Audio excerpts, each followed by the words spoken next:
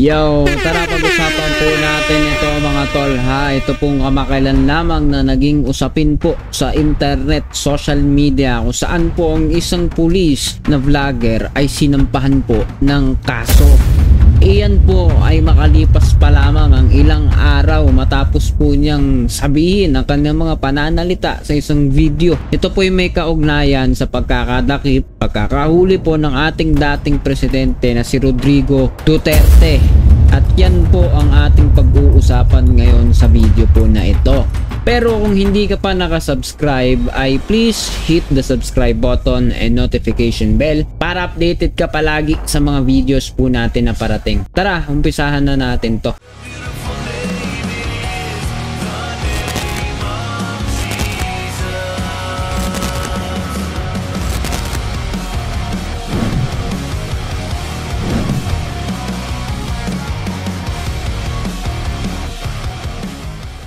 So yun nga mga tol, pag-usapan na po natin ito, no? Ayon po dito sa caption, no, mga tol, ang sabi po dito ay sinampahan ng reklamong inciting to sedition ng PNP ang isang pulis na kumakwestiyon sa pag-aresto kay dating Pangulong Rodrigo Duterte. Depensa ng pulis, nagpapahayag lang siya ng saloobin. Alright mga tol, pag-usapan natin yan dahil ayon po, diba, dito rin sa caption po na ating binasa ng News 5 ay ito po ang depensa ng pulis. Siya po yung nagpapahayag lamang ng kanyang saloobin. Tignan nga po natin, no, kung ano po ang kanyang saloobin dahil ako po talagang hindi ko pa talaga napapanood ng buo tong balita po na ito, maging actually yung video po nung pulis kasi sabi ng iba nag-deactivate na po ito. Hindi ko alam kung may mga nakakuha ng video po na in-upload niya. Gayon pa man, may kaso po siyang kinakaharap ngayon dahil po sa pagpapalabas po niya ng video po na yun. Well anyway, bago po natin umpisahan magbigay po ng opinion dyan, panoodin po muna natin. Sa pag-aresto, sinampahan ng reklamong inciting to sedition ng PNP ang isang pulis na kumukwestiyon sa pag-aresto kay dating Pangulong Rodrigo Duterte. Depensa ng inireklamong pulis, nagpapahayag lang siya ng saloobin. Nasa frontline balitang yan si JC Cosip. Kahit presidente ka pa ng Pilipinas, kung mali yung utos mo sa akin, hindi kita susundin. Sino ka ba para sundin ko, di ba? Viral ang isang pulis dahil sa pag-question niya sa maling pag-aresto raw kay dating Pangulong Rodrigo Duterte. Mali yung pagka-aresto kay Duterte, di ba? Okay guys, bago natin ituloy, no, ako po sa unang parte ay may nakikita na hindi naman talaga ito, kumbaga, magiging problema kung nagpapahayag ng kanyang saloobin lamang talaga po itong ating isang pulis po dito, no? Kung may kinu-question ka, may tutol ka, lahat po tayo may kalayaan, di ba? Yan po yung demokrasya ng ating bansa.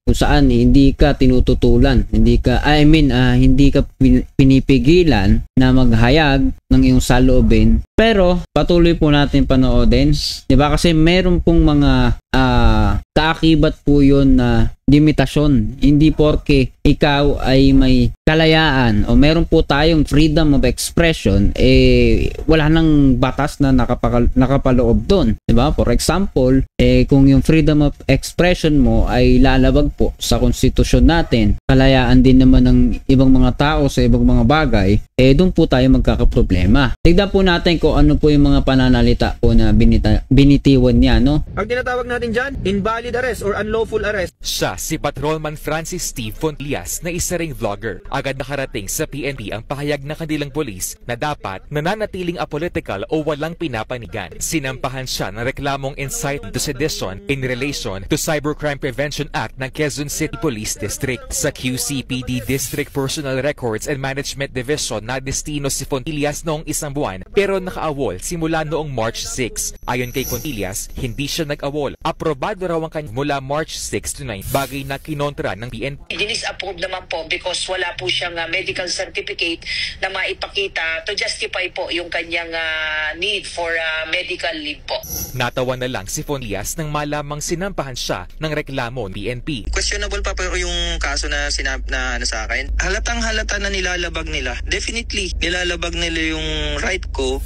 Sagot dyan ng PNP, nirerespeto nila ang freedom of expression pero ibang usapan daw kapag pumasok na sa serbisyo ang mga pulis. Alam po natin na yung basic rights namin, including po yung aming pahayag, whether pro or against, nire-restrict po natin yan. Bagay na sinegundahan ng Malacanang. Kahit sino naman po sigurong Pangulo, mabibigla po sa tinuran ng sinasabing opisyal, uniform personnel. Alam po natin na pagka uniform personnel, dapat po impartial at non-partisan. So, doon pa lamang po ay may violation na. Kaya ko pong panindigan lahat ng mga sinabi ko, sir. Papanindigan ko yan, sir, kahit sa korte pa kami mag-usap. Sa record PNP, 2021 pumasok sa serbisyo si Fonlias. Isinailalim siya sa gamutan noong 2023 matapos umanong makitaan ng erratic behavior at pagkakaroon mood swings. After taking medication po ay nagkaroon, pinayagan po uli siyang port per recommendation po ng doktor tingin sa kanya. Subalit recently po ay nag-exhibit na naman po siya ng the same pattern of behavior. Isinasa ilalim sa neuropsychiatric test si Fontillas. Kapag napatunayang hindi siya mentally fit, posibleng matanggal sa serbisyo si Fontillas. Pag-aaralan din ng PNP kung ilalagay siya sa restrictive custody. Sinampahan na rin siya ng reklamong administratibo. Nagbabalita mula sa Frontline, JC Cosico, News 5. Alright mga tol, yan po yan. Ayan po yung kabuuan ng balita po dito sa News 5. Ayon sa kanilang ibinalita ay ito pong sinampahan ng reklamong inciting to sedition na isang pulis na kumwestiyon po, nagbigay ng pahayag ng pagkukwestiyon sa ubaga. Para sa akin, isa po siyang pagkukondena sa paghuli po sa ating dating Pangulo. Gusto natin palagi sikapin na gumitna at timbangin ko ano yung tama, pero sa pagkakataon po na ito ay malinaw na yung gaya po ng binanggit po kanina, limutan ko ng pangalan po noon, na pagkakaroon po ng non-partisan action ay dapat mayroon ka bilang isang pulis. Ibig sabihin, hindi ka nakikisawsaw, hindi ka nagiging bias. Sa pagkakataon pong ito, makikita natin umpisa pa lamang po ay nakatutok na kagad siya sa kamalian ng kasalukuyan po na administrasyon. Bagay po na hindi naman po magiging masama talaga kung tunay, kung totoo na ang kanyang mga sinasabi po ay may basihan. Kagaya na lamang po ng pagkakadakip ng ating dating Pangulo, diba? In what way ito nilabag? In what way nilabag ng PNP ang karapatang pantao po ng ating dating Pangulo? So kung titignan po ninyo, hindi tayo pumapanig lang basta sa gobyerno o administrasyong kasalukuyan, kundi tinitignan natin kung ano ba yung posibilidad ng katotohanan doon, ano ba yung, can you name it, kung ano ba yung talagang mali sa ginawa po ng pagdakip po sa ating dating Pangulo. Since sabi nga po ng marami ay halimbawa yung mga kinakaharap po na kaso ng ating dating Pangulo, diba? Ang tagal po ng panahon, ng taon, parang hindi umuusad, parang siguro yung iba nawawalan na ng pag-asa, lalo na dun sa mga namatayan na mga inosente, diba? Ang administrasyon ngayon, kanilang kinakalaban, diba? Ito pong sa mga parte po, kampo po ng Duterte, kinakalaban nila yung kasalukuyan na administrasyon sa kaparaanan ng pananalita na kagaya po ng bangag si Bongbong, diba? So, anong basihan doon sa pagiging bangag niya? Ngumingiwi daw, Meron pa nga kumakalat na AI, edited, na halata mo naman na Chinese yung nandoon sa video na parang may sinisingot. Makikita ninyo yan at piniresenta po yan sa isang event. Bakit ko ba binabanggit yon, di ba? Pag magsasalita tayo, kailangan mayroong basihan. In what way nilabag ng kasalukuyang administrasyon ng PNP ang pag-aresto po dito sa ating dating Pangulo? Diba? Kung sa mga nagsasabi rin ng ganyan, comment down below. Pag-usapan po natin yan. Sa paano kaparaanan. Diba? Hindi ko makitaan. Lalo na kapag hindi na kinakaya. Hindi na kinakaya sila, Malakas sila, malakas. Parang ganun.